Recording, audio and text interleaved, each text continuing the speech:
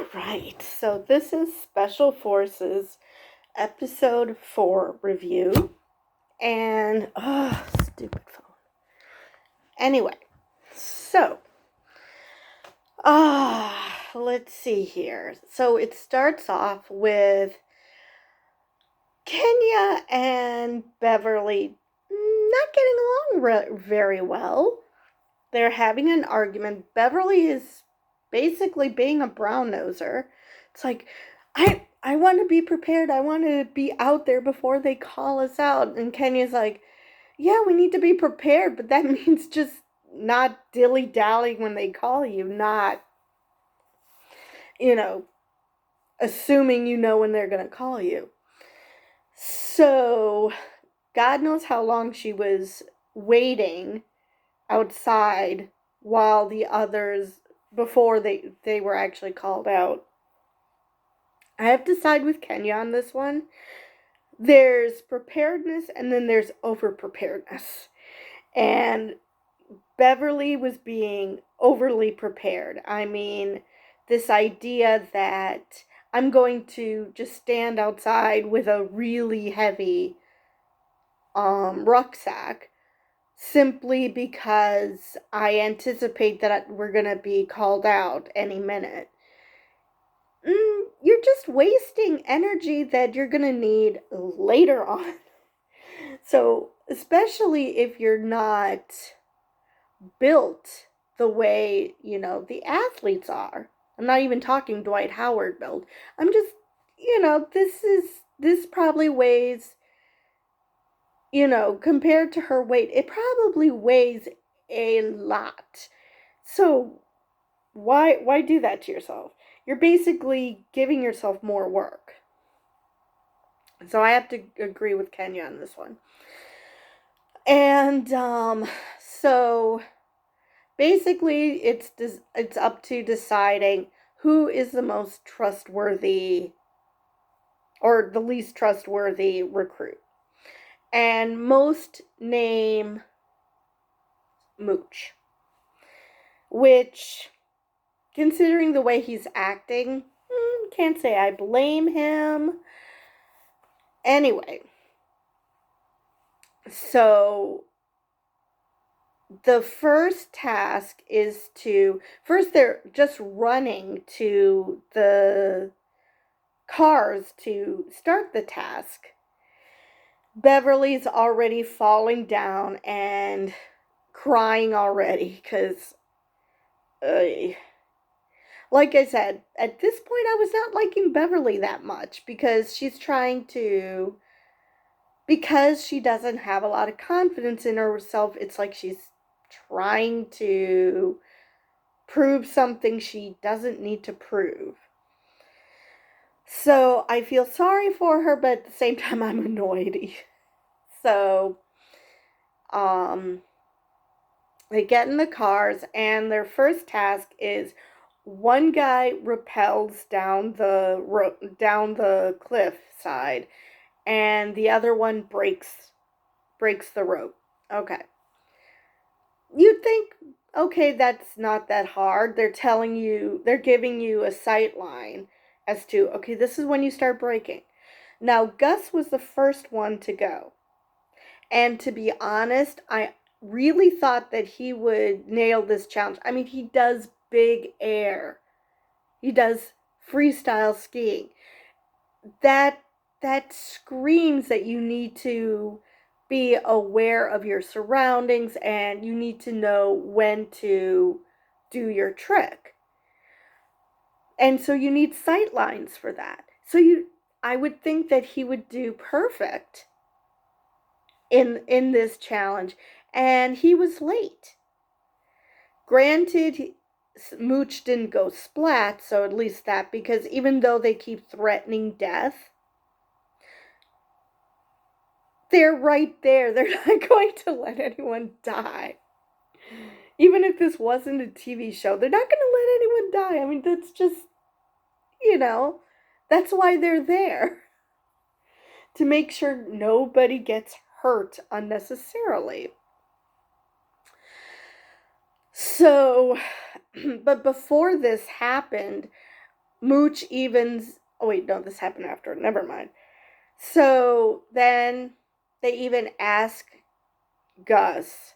Foxy even asks Gus. I think it was Foxy. No, wait, it was Billy. And he asked him how much he likes Mooch, and he's like, "No, not at all." I mean, he didn't hold back his dislike for Mooch, which, yeah, you and a good portion of the country do not like Mooch, so not not so apparently he's bros with Mike Piazza, which honestly that actually disappointed me. That really disappointed me. That says a lot about Piazza. I know you're not supposed to, guilt by association, but uh, the fact that Piazza is perfectly cool with the way Mooch carries himself, uh, but anyway. So then they call out, everyone does the task. Gus was the only one who barely passed. Like I said, I thought he was the one who would do well. And so, but there was a speed bump where Dwight and Danny and the announcer pointed out how much Dwight weighs. So, of course, get the wide receiver to be the one to break him because I guess pulling the brakes of someone who weighs a lot is harder than someone than, say, if it was Beverly who was falling back because of how small she is. But apparently, because Dwight was treating this like a carnival ride instead of a special forces operation, both he and Danny were punished. And he didn't even know what I can't remember what he called this exercise. But Danny knew exactly what it was because, well, Danny, I think he said his father was in the military. So Dwight was just following what Danny was doing, sort of. I mean, honestly, I don't know if Dwight even registered that Danny was jumping because he's so much taller. So it's possible, even though they were telling Dwight to jump, it must be hard for someone as big as him to do a little hop and go back down because he's so big. It's not like he's this big. He's really tall. So having to get down, get back up, get down, get back up has got to be really hard. Um so yeah, basically a lot of people were getting yelled at. And I felt bad for Danny because he didn't do anything wrong. But because they were partners, he was part of the punishment, which, yeah, that didn't seem fair. Um so then there was some drama with Kenya calling out Beverly because she's being, that Kenya's being portrayed as a villain again and she's sick of it. I've never watched Real Housewives, any type of Real Housewives, so I know nothing about this woman. I don't care what goes on that show because that's pure drama. So I get it. She said, I don't want drama because the show that she's on is already about drama. So of course you'd want to get away with it, get away from it. So they get back to camp, and Gus is stuck in a tent with Piazza and Mooch. And Piazza is actually trying to help Mooch. I think he was mostly making fun of him, but he was talking about being dizzy, which turned out to be foreshadowing, but not for him. So I'm hoping next episode he's gone. One way or the other, I hope he's gone, because this episode, it just reminded me why I hate this man so much. So, Gus asked him, have you been drinking water? Which is a valid question, because, yeah, if you're dehydrated, you're gonna get dizzy. Duh. So, but sometimes people think they drank enough and they don't. So, like Dr. Drew, you would think he would know about being hydrated. He was the first one to go out because of dehydration. So, anyway, so then we see Kenya had been called in for questioning. She breaks down crying. This was unusual, though. Rudy actually opened up about his experiences as opposed to just sitting there stoically as whomever they're talking to is spilling their guts. Rudy was stoic, but he shared his experience as being adopted. And so yeah, that his mother didn't want him, blah blah blah. So there, he was reaching out to Kenya, which was nice. It was nice to see that the staff was not just being hard asses, that they were actually caring, even though they were kind of having fun with the fact that she's on the Real Housewives. So, because I mean, come on. How can you not laugh at that? And so she goes back, and she and Beverly, now I don't know if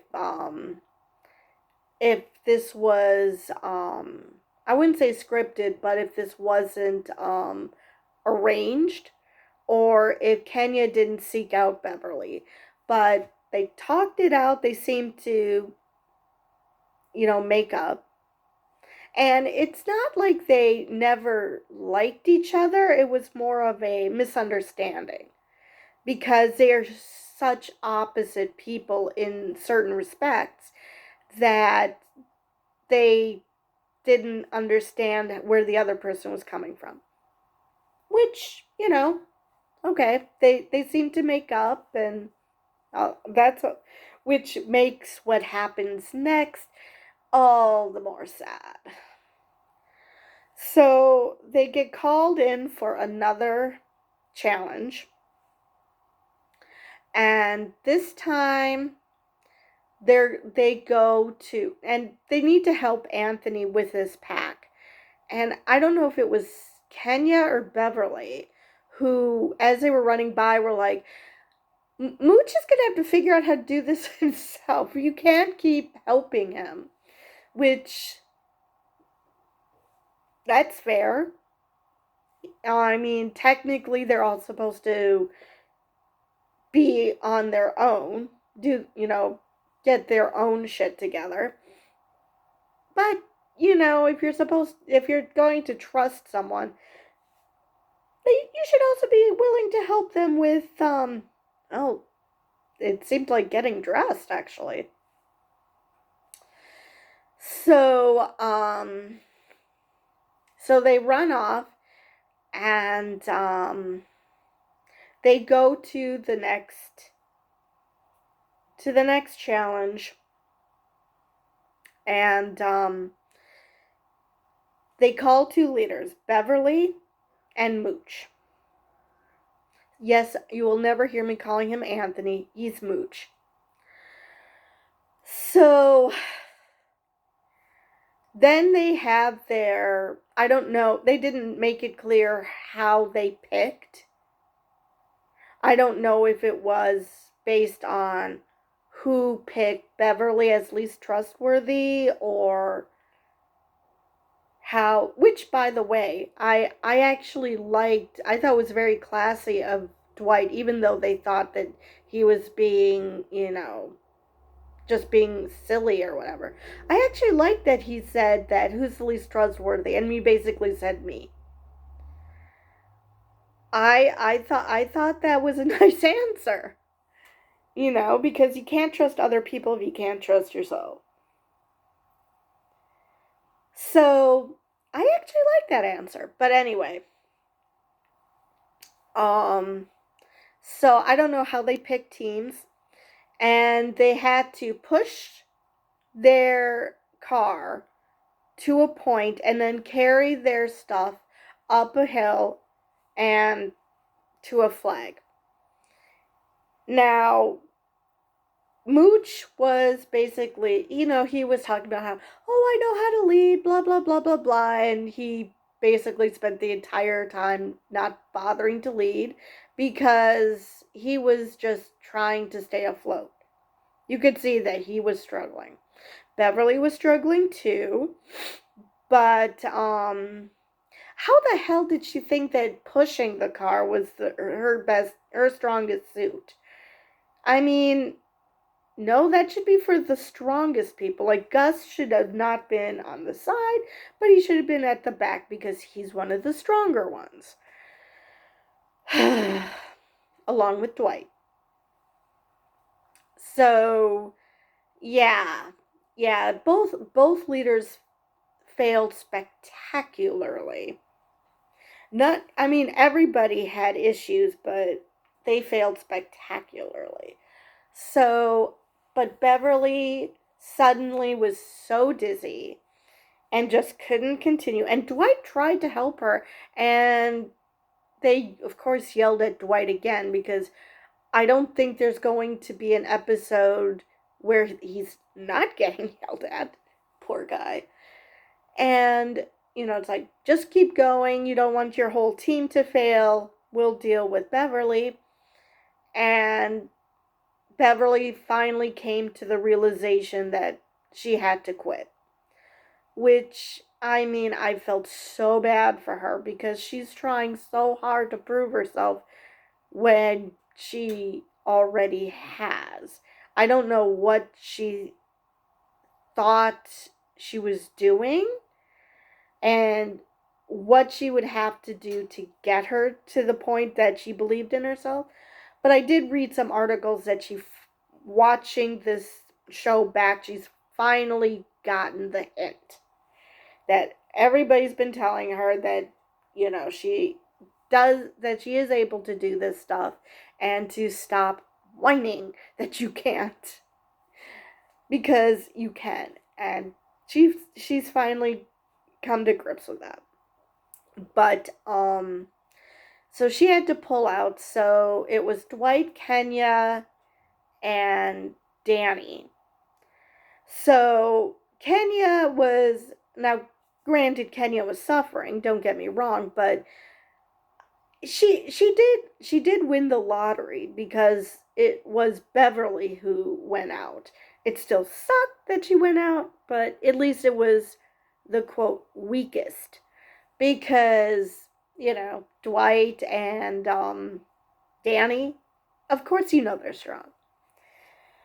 So, and Mooch's team came in second, even though they had a full contingent, because Mooch sucks. Even though he kept going on and on about how he's used to being a leader, blah, blah, blah. I'm sorry. If you're used to being a leader, even in a boardroom, you still delegate assignments. You don't just try to do everything yourself. So, even though Foxy was saying how it's different to be a leader in the boardroom and in special forces, which that's true because it's more of a think on your feet type thing. But still, you delegate you delegate tasks either way. And Gus even called him out on it. He's like, dude, what are you doing? So, of course, Gus got yelled at for calling out Mooch in front of everybody, but Gus is turning into another person who's constantly getting yelled at no matter what he does. So, so they go back to camp, and Mooch at least was apologetic. And Piazza was like, "Oh no, that's all right. You did great," and blah blah blah. And Gus is like, "You've got to be kidding me, right?" Oh, Gus's reaction to Piazza trying to soothe Mooch's massive ego was hilarious. So in the other car, Carly was like, "Did Mooch even help? Did he carry anything? He was barely able to carry himself, Carly." So yeah. So they get back to camp, and the staff is talking about Mooch. And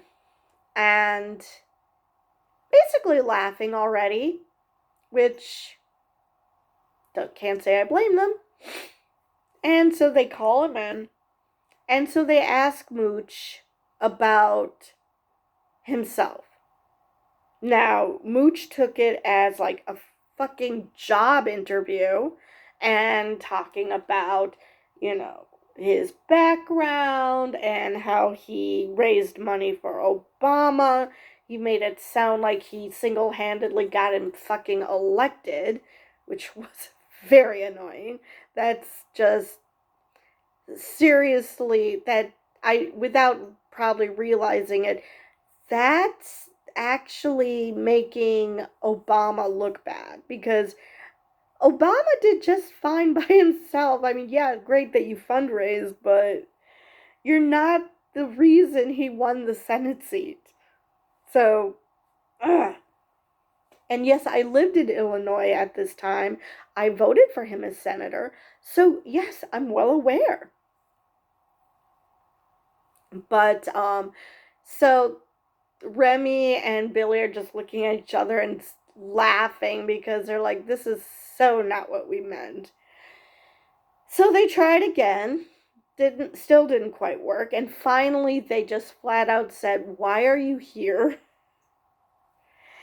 And he just kept going back to how, yes, I know my physicality sucks, but I'm trustworthy. And he just keeps tooting his own horn. And I'm sure Remy and Billy are like, "Oh my God, please get this man to shut up." They even mentioned that earlier on, that he actually shut up for once.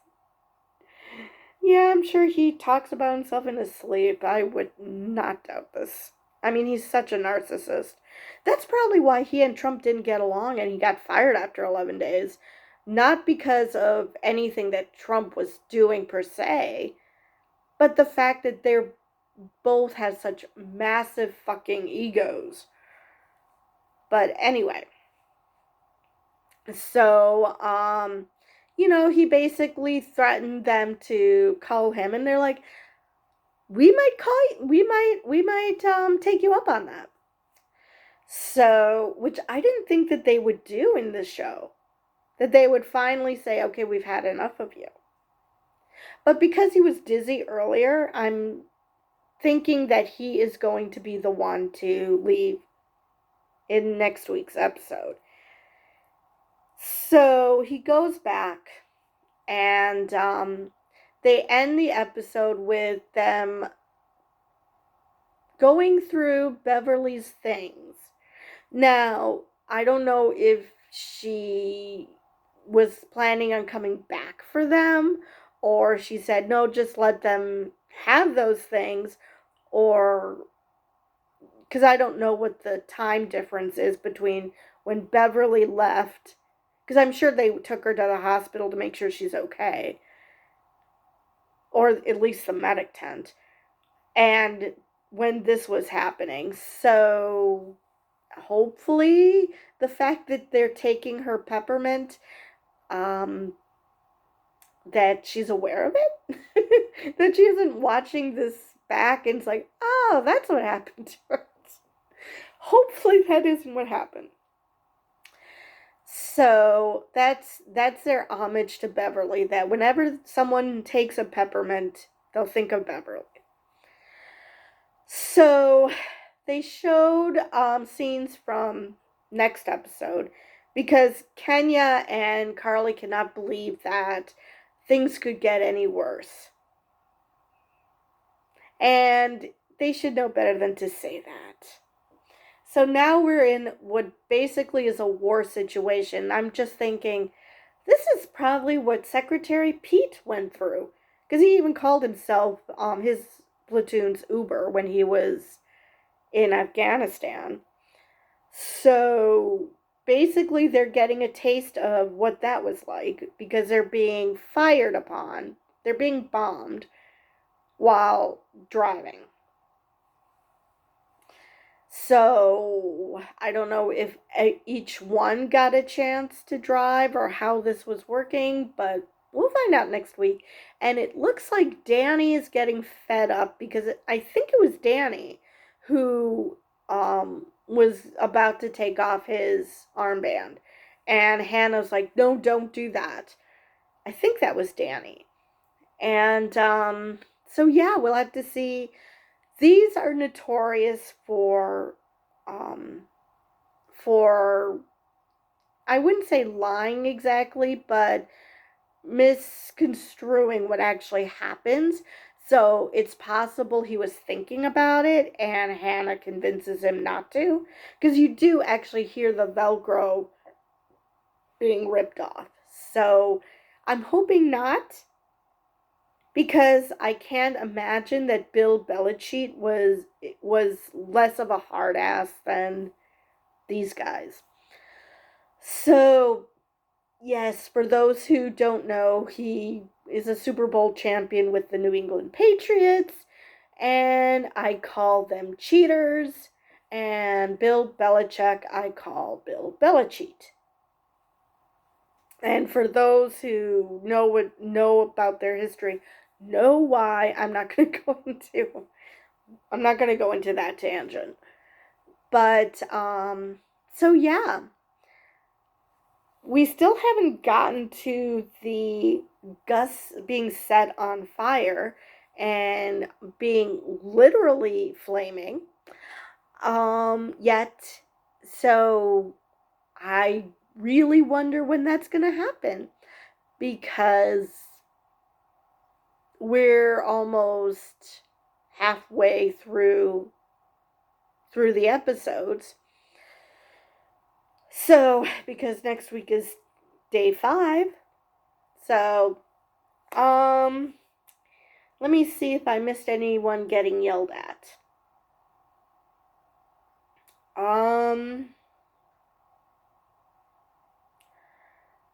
I think I caught everyone this time because last week I forgot about mentioning Dwight and Hannah getting yelled at. And like I said, I don't think there's going to be an episode that Dwight doesn't get yelled at. I feel so bad for him. He's always getting yelled at, even though he has the coolest attitude.